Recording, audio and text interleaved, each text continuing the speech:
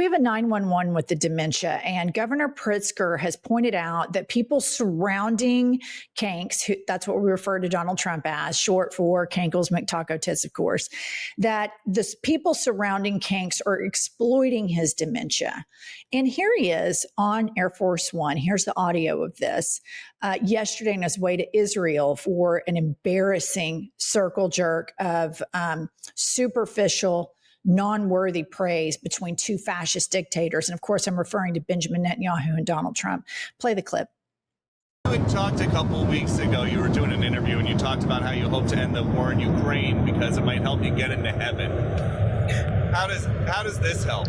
Does this help? I mean, I'm being a little cute. I don't think there's anything going to get me in heaven. Okay, I really don't. I think I'm not maybe heaven bound. I may be in heaven right now as we fly in Air Force One. I'm not sure I'm going to be able to make heaven, but I've made life a lot better for a lot of people. And as an example, had the election of 2020 not been rigged, you would have millions of people living just in Russia, Ukraine alone. Imagine for 2 seconds that Joe Biden spoke this way on Air Force One just a year ago when Fox News, round the clock, 24/7, 365, Jake Tapper and others were going nonstop. And I admit, Joe Biden seemed old and slower. It was nothing, fucking nothing like that. No, and Donald Trump with his heaven thing, and then he's going to the doctor all the time. I'm like, something is seriously wrong with his health, in addition to the fact that he is scrambled eggs mentally. All right, here we have Kank's dementia advancing before our very eyes every single day. No major network is covering this, and this should be beat all day, every day to apply pressure to Congress, to get industry titans to hop on, because you guys, we are this close. We are in the middle of an authoritarian takeover. We are this close to it being done, and we have to have all hands on deck. Oh, yes, this sweep. The Biden FBI placed 274 agents into the crowd on January 6th. If this is so, which it is, a lot of very good people will be owed big apologies. What a scam. Do something, President Donald J. Trump. Here's the problem with this. On January 6th, it was his FBI. Right. So he is clearly very demented, doesn't understand the timeframes, doesn't understand who was president during January 6th, doesn't understand who won in 2020. The dementia is so advanced here, and it brings me to all of the people that are okay with this. And it's not just a handful of cabinet members. It's millions of people. Millions of people are okay with a dementia-ridden racist fascist being in charge, because that's how broken they are. That's how emotionally stunted the MAGA movement is. And that's how much they like to traffic in cruelty. They'd rather have an incompetent old fucker with dementia run the country than somebody competent that maybe wants equal rights for all. Well, because this movement likes cruelty. They love the hatred. And as long as they hate the same enemy, it's good with them, whatever goes on. Here's the thing about Donald Trump in this text. It again gets me back to, I agree with J.B. Pritzker. Everybody around him is a bottom feeder, but they are profiting and manipulating because of his dementia. But why is there not one assistant that proofreads his posts? I mean, they would be fired, Pumps. We've gone over this. Anybody who challenges him would be fired immediately. Like, that's not how this works with authoritarians. Even Ruth Ben-Ghiat explained to us that if somebody tries to correct or somebody tries to step up and show something, they will be humiliated publicly by the dictator in front of all of the others and made an example of. You cannot apply the normal logic that you would to a normal human being or a normal leader to this man. That is a fool's errand. He is an authoritarian. He is an autocrat, and he is surrounded by yes men to the nth degree. The only qualification that the people surrounding him have is that they are loyal to him over everything else. And everybody must remember that. Moving along. George Stephanopoulos did an excellent job dealing with failed drag queen, smoky eye sociopath, Vice President J.D. Vance, who we will refer to as Lil Smokey, and the pun is intended there. Here he is getting grilled on the Sunday morning talk show and then completely kicked off air. Play the clip.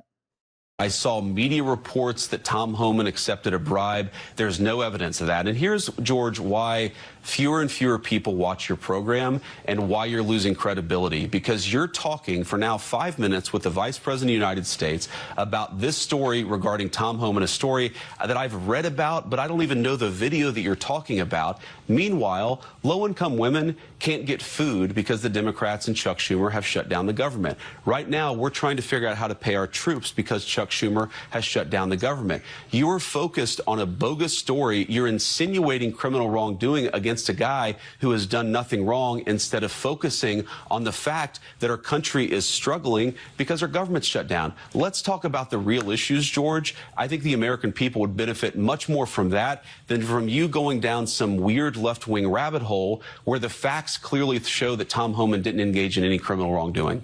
It's not a weird left-wing rabbit hole. I didn't insinuate anything. I asked you whether Tom Homan accepted $50,000, as was heard on an audio tape recorded by the FBI in September 2024, and you did not answer the question. Thank you for your time this morning. No, George, I said that I don't. Up next, we'll be right back. That's the way, right there. And everything that came out of Lil Smokey's mouth was a lie, was propaganda, and it's chilling. It's chilling to me how effortlessly he lies like that. And he doesn't have dementia. He's not confused. He's not a malignant narcissist. This guy at one point had some form of clarity that Trump was America's Hitler. And the about face and the 180-degree turn and the ability to be bought by Peter Thiel and then completely meld into a psychopath in the likes of Stephen Miller should chill everybody to their bone. And then moving along, we have a video here with Pete Hegseth, and he's announcing that Qatar is going to build a base in the red state of Idaho, a military base, an Air Force base. Play the clip. No one other than President Trump could have achieved the peace that what we believe will be a lasting peace in Gaza. And Qatar played a substantial role from the beginning, working with our folks to ensure that came about. So I want to thank you for that historic piece. We look forward to joining the president as that gets, it's already been delivered, but as that's formally signed as well. And I'm also proud that today we're signing a letter of acceptance to build a Qatari Emiri Air Force facility at the Mountain Home Air Base in Idaho. The location will be host a contingent of Qatari F-15s and pilots to enhance our combined training, increase lethality, interoperability. It's just another example. Okay. Let me just point out that here in 2017, during Trump's first term, he said that Qatar was a major funder of terrorism. There is a lot of evidence that Benjamin Netanyahu smuggled money into Palestine to keep Hamas in power via Qatar. Very established Israeli journalists. This isn't just propaganda that I'm telling you. This has pretty much been confirmed. And you can see how all of these foreign governments are able to manipulate the president of the United States because the file on him is very easy. Flattery, superficial praise, flattery, superficial praise, nobody challenging. And they know this. Putin primed other countries as to how to do this. Putin primed Israel as to how to go in and buy up social media and have bot farms and start controlling the American narrative.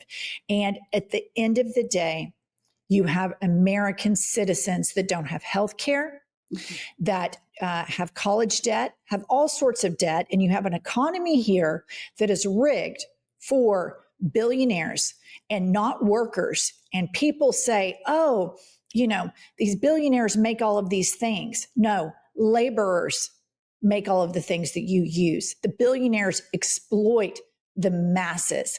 And so with this Qatar Qatari base. Of course, we're seeing more fissures in the MAGA base. Laura Loomer looks like he's lost her pumps. Laura Loomer says there isn't a single Trump supporter who supports allowing Qatar to have a military base on U.S. soil. I don't know who told President Trump this was a good idea, but it has made people not want to vote. This is the type of thing I would expect from a president. Ilhan Omar. I find this so interesting because you see Steve Bannon's madder than a hornet about it. But let's all remember this. In addition to the flattery and the horseshit and the manipulation of Donald Trump, Qatar gave him a new jet, which he wanted because he thought his Air Force One wasn't good enough, and $5.5 billion for a golf course. Donald Trump could give two shits what's going on in Idaho, as long as he gets his golf course and he gets his money, because he is an authoritarian that doesn't give a shit about Americans. Very well said. And lastly, Senator Ted Cruz, let's look at a tweet that he had from the past. Antifa isn't organic, it's paid for. How much of Antifa is paid for by Qatar, Iran, China, or left-wing billionaires like George Soros? We're going to follow the money. So here, Ted Cruz saying Qatar is an adversary. And this government is so compromised that they're willing to let Qatar build an Air Force base in Idaho. And Idaho, I'm sure, probably, Trump won by 20, 30 points. That's how little this administration thinks of their base. If you think you're special, you're not. No one is special except for this guy. He will end up throwing everybody under the bus. And here's the thing, he's thrown Ted Cruz under the bus multiple times. And I want to leave you with one final thing. This argument about George Soros that they use all of the time. It's unfathomable to them.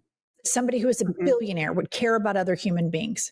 Because for a MAGA person, they think if you're rich, you don't have to care about anything anymore. That's why they like Trump, because he's so rich, he doesn't give a shit about anything anymore. At the end of the day, charity and shared humanity should not be a socioeconomic issue. And there are lots of people who have done well for themselves, who care greatly about this country and who care greatly about human rights. Sadly, a lot of the American billionaires right now, I wish they would take a play out of George Soros's playbook, but they are kissing the ass, bending the knee, and playing show and tell hour, bringing Trump imaginary trophies to the Oval Office. And it is such a disgrace. All right, that's all we have. We'll be back later with more news.